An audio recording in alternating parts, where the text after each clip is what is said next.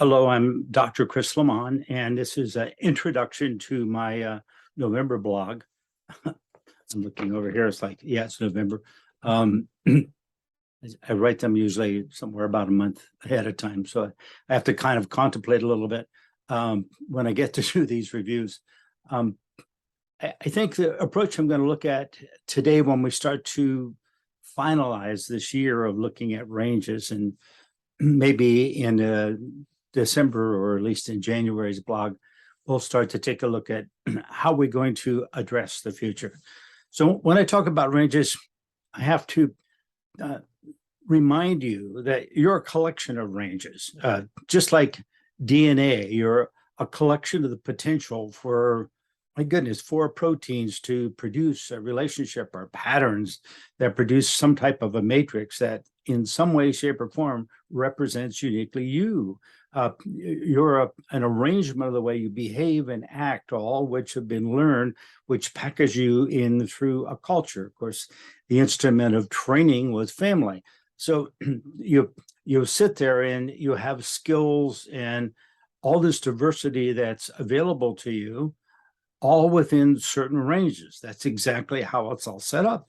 So then potential is something outside of those, something that's not already all included. You may not be the best in some of those ranges you have some skill sets with, but all of us know that we then practice in that and we become better, or we practice at it for a while and we realize we don't want to be better. We want to lose that range. We can just step away from it. We can decide not to be able to do the family business. We could decide to go into a different field. We can decide to do something different. That would be exploring a new range. All changes are a diversity in ranges. And this is what's interesting. So many people, I've taught for years, and so many people get into meditation and they start to look and they say, wow, I've seen the light, of like, or I don't want to make the mistakes that my family made, or I don't want to do this. In other words, they're noticing the change in culture, which is the package, the range, the packages that we were born and brought up in. And we're saying, I don't want to be part of that anymore. Well, that's what evolutionary change is for. It's to be able to make more diversity, more pieces, more direction, because we need that. If we have a lot of people living together, you could have two people living together and they could live in the same valley. But if you have 40 million people, they're not going to fit in that valley. And we're going to have to get some diversity, and some are going to have to live outside. And eventually, what is the threshold for a city like New York or any city with skyscrapers? It's like it's a stack. I just noticed in China when I traveled, all the cities had a lot more population than we have in our cities. So when I start to look at the high-rise buildings, 50, 40, 80 stories everywhere, you're looking at that's how 15, 20 million people can live. You can see cities that go a little more spread out, and you can go to Turkey and Istanbul and say, oh my goodness, like huge city, a lot of people, but there's not one place you can stand where you can see from one end of the city to the other. I went to the highest mountain and it's just too big. And it drags into two continents, for heaven's sakes. So those are diversity in ranges. I talk to people in Istanbul and they go, oh, we don't go on the other side. We don't go across the strait. We don't ever go over there. It's still their city, but I guess, that's normal. There are areas in my city I've never been to. I've lived here now 8, 9 years. And I don't know, every now and then I'm out driving, I'll take a different route because I like range, and I'll drive different ways. And I go, wow, I never knew this went here. I never knew this went over there. That's the curve of learning. If you don't engage that, then what happens is the package you sit there and say, my life doesn't work. I have to do something different. Okay. Now, if you go ahead and put energy into that, what do? You amplify, say you put 20 times the force in it, 20 times the energy. So it'll multiply it by 20. That means you increase your potential by 20, and you increase all those things in that range that you don't want by 20. The whole thing comes up. The whole thing comes down, right? Right now I'm filming this. I got 2 sets of lights up here. light is a little too bright, but you know, hey, this is not a fancy studio. This is just my workshop. So I turn one light off, and now I have one light, which is still too bright, but makes a little reflection. Hey, what can I say? It's okay. So you start to see it's like I had to change the range of lighting in here to be able to do these films. Okay. You get that? That's just that simple. I could get really fancy. I could turn all these lights off and buy a bunch of floodlights and et cetera, et cetera. I even had a friend of mine buy me some little light that, plugs into my computer, and I can put it up there and, shine it. But unfortunately, it doesn't put off enough light if I turn the top ones off. It just kind of looks like I'm sitting in the dark with kind of a flashlight shined at my nose. So it doesn't quite do the job. But you see, you have to play in these ranges to see if I'm going to do something different, go somewhere different, be something different. You have to look into that potential. You have to look at the package of it. And then you take the package, you clean it up a little bit, get it to where you have some mastery of it, and then you amplify it. And you put energy into it. Amplify it means work at it, right? I can remember when I was working 5 days a week, 12 hours a day, and that when people say, you go to work at 5 a.m. and you're 5 and you're just getting off at night, I'm saying, well, yeah, I'm just getting off tonight and headed home. It's 12 hours. And then people were saying, wow, how do you do that? And then all of a sudden I stepped up and I was supervising a bunch of people, and then I was working 12 hours a day, 6 days a week. And I'm looking at that saying, well, I really need to get into a different range. I have read all these books. I have taught people one-on-one. I have counselings on the side just because I have some educational background in it and because I enjoy that. But I have a real job that pays a lot more money. And so here I am doing a real job from 5 a.m. till 5. And then I sit down at night from 7 to around 9 or so and counsel people and actually enjoy that. It pays a lot less, but enjoy that a lot more and a lot more fun. So it's a different range than my daytime job. And all of a sudden I got this epiphany. It's like, I don't need to do less. I need to double down and do more. So I don't want to quit my daytime job and then try to increase a counseling business that doesn't pay as much per hour in the long run. Okay, so why don't I just double down on everything? As a matter of fact, why don't I just take and expand the idea of counseling to teaching? Just instead of having one person in front of me, let's put 40 people in front of me and let's just do what I do with one person and do it with 40. And I don't know how to do that yet. So I guess I'll figure it out. So I continue to work from 5 to 5 every day. And then at 5 o'clock, I would then take a little break, have a cup of coffee, relax, and kind of plan what my class is going to be like at 6. And then I would teach from 6 to 9. And then by 9:30, get done, go get something to eat, and then go home and answer emails and put some plans together for teaching next month, next week, seminars, and then catch 4 or 5 hours sleep and be out there at 5 a.m. and like, wow.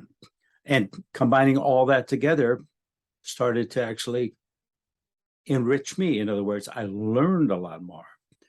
I was far more efficient in my daytime job. I started making more money, increasing my division sales. All of that was all beneficial. In other words, it amplified all that. Yes, it also amplified all the problems. So I had a bigger turnover in people that were underneath me. In other words, as I brought the standard up intensity up, then everybody could feel that, like, wow, there was more of a pressure. They came in with a goal in mind. And as I pushed them in the direction of their goal, not by talking to them, but by just building the energy up. As I pushed them in that direction, I would see that, they didn't want to work that hard. They didn't really want to get to their goal. They really wanted to sit home and watch TV and drink beer and eat pretzels and or potato chips, depending whether East Coast or West Coast. And that was pretty much what they really wanted to do. They just were working because they somewhere along the line they realized that they had to pay the bills. I'm not sure that a big percentage of our world today has lost that idea that we have to still pay the bills. When I see so many people out there in tent living, I grew up with a lot of people because we were short of housing when the war was over, and I was born. There was not enough housing to go around, so there were a lot of people living in tent living until we could get enough housing, and so then the housing market grew, and as the housing market grew, while we still probably have an awful lot of vacant spaces for people to live in, but all of a sudden they're not interested in amplifying the craziness that was going on. And so they're saying, how do we get out of this?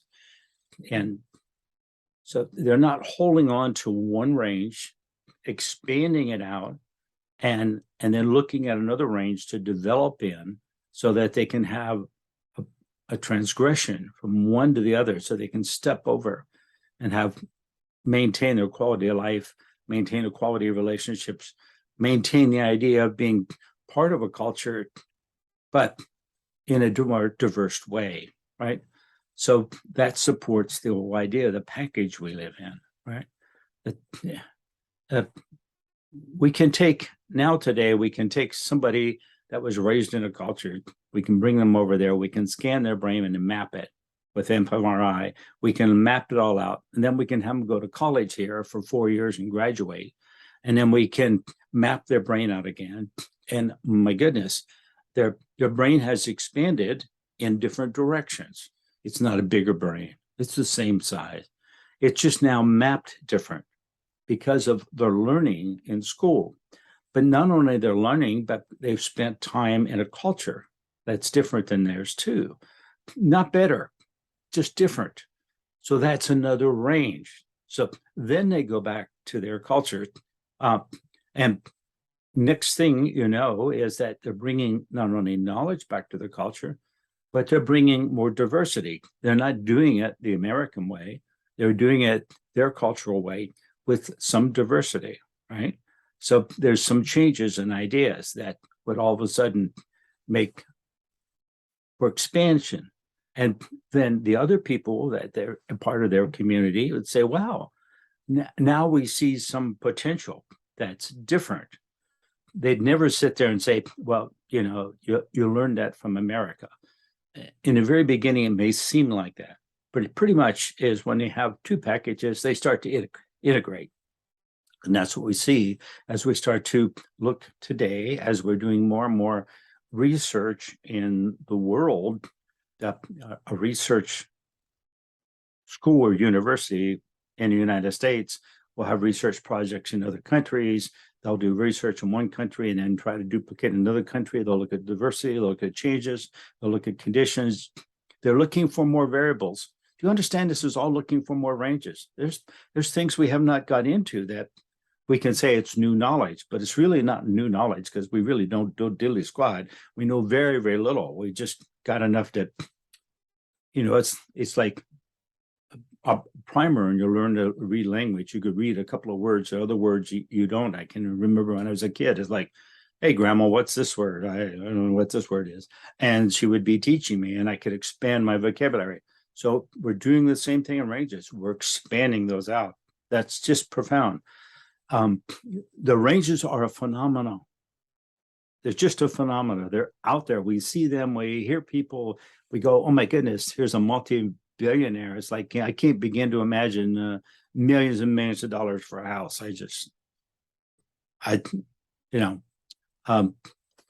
If I had millions of dollars, I could say to right now and say, if I had millions of dollars, I wouldn't put it in a big old mansion. I'd probably travel. But the truth is, I can't really say because I'm not in that range.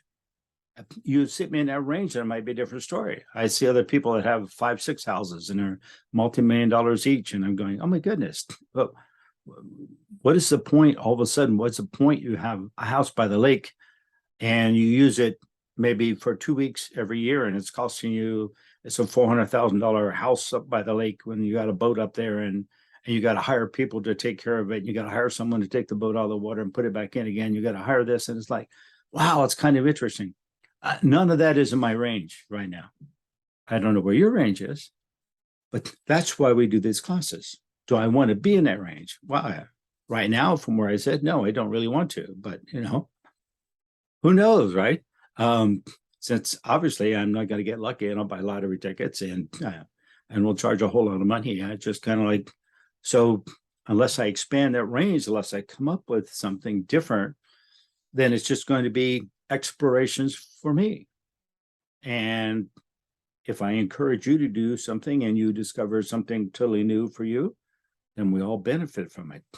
So play with the blog. I'm starting to wrap down the year of ranges. And so I just toss at it from a little idea. I throw a little bit of theory ideas that all sit in my head. I think probably this winter, I'm going to start doing some blogs, maybe a half hour, 45 minutes long. They're all just going to be some short topics on theories. I've done a couple of them because of questions. I'm getting a bunch of questions about questions that I had before. So I may have to take a little bigger range to define the range a little bigger so people can kind of delve into it and find the answer to the question in it. So thank you very much. Any questions, go ahead and bounce them off of chris@wizardscatch.com. And I'd be glad to answer your questions, and if I can't answer them in this vehicle, then I'll give you a call and we'll see what we can do to help you out or direct you or even misdirect you. Who knows what's going to happen, right? Thank you very much, and look forward to hearing from you. Okay.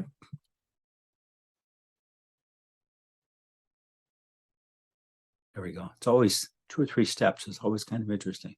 All right. Thank you.